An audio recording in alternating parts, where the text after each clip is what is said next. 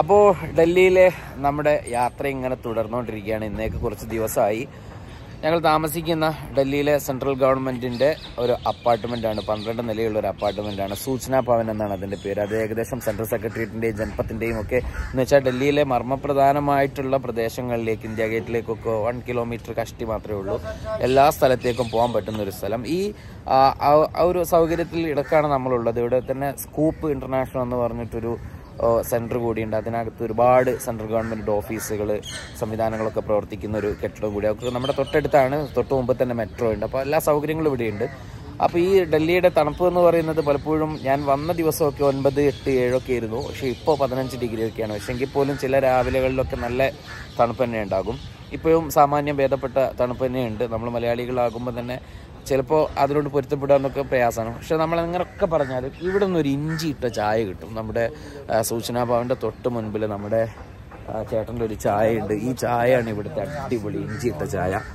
ഈ ചായ നമ്മൾ കഴിച്ചു കഴിഞ്ഞാൽ ഒരു രക്ഷയില്ല, അടിപൊളി ചായ. അപ്പോൾ നമുക്കൊരു ചായ ഉണ്ട് എല്ലാ ദിവസവും. നമ്മളിവിടെ ഇങ്ങനെ നിത്യസന്ദർശകരായതുകൊണ്ട് നമുക്കൊരു സ്പെഷ്യലാണ്. 2 ഗ്ലാസ്സിനാണ് ആൾ ചെയ്യുക.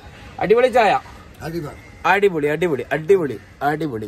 ഓക്കെ, അപ്പോൾ അടിപൊളി ചായയാണ്. ഈ ചായ അങ്ങോട്ട് കുടിച്ചാണ്ടല്ലോ ഇതിൻ്റെ ഒരു സുഖം തന്നെ വേറെയാണ്. കാരണം എന്ന് വെച്ചാൽ ഇതൊരു ഇഞ്ചിയിട്ട് അതിനകത്ത് ആദ്യം നമ്മൾ വന്ന സമയത്ത് നമ്മളെ വല്ലാതെ അങ്ങോട്ട് സൽക്കരിച്ചിരുന്ന ആൾ എന്ന് വെച്ചാൽ മധുരം അങ്ങോട്ട് കയറ്റിയിട്ട് ഇവർക്കതൊരു പ്രശ്നമല്ലല്ലോ. പക്ഷെ നമുക്ക് ഈ ചായ അങ്ങനെ അങ്ങോട്ട് മധുരം കയറ്റുന്നത് നമുക്ക് ചെറിയ ബുദ്ധിമുട്ടാണ്. കാരണം നമ്മളങ്ങനെ മധുരമൊന്നും അങ്ങനെ കഴിക്കുന്ന ആൾക്കാരല്ലല്ലോ. കഴിക്കുന്നവരുണ്ടാവും കേട്ടോ.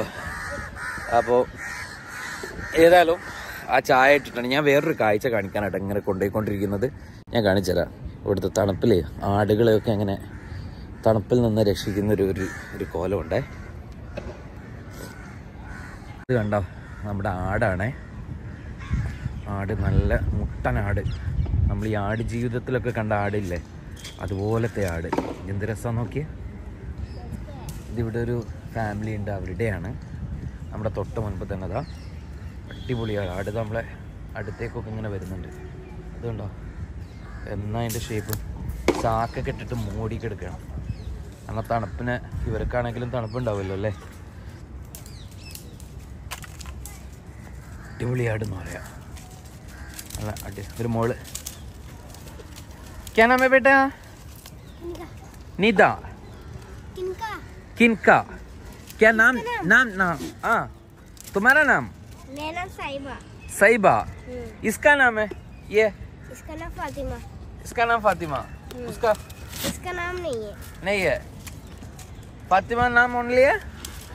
ओ.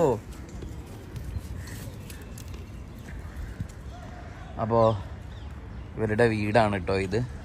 ഇവരുടെ ഇത്തരം ചേരികളൊക്കെയാണല്ലോ ഇവിടെയുള്ളത്.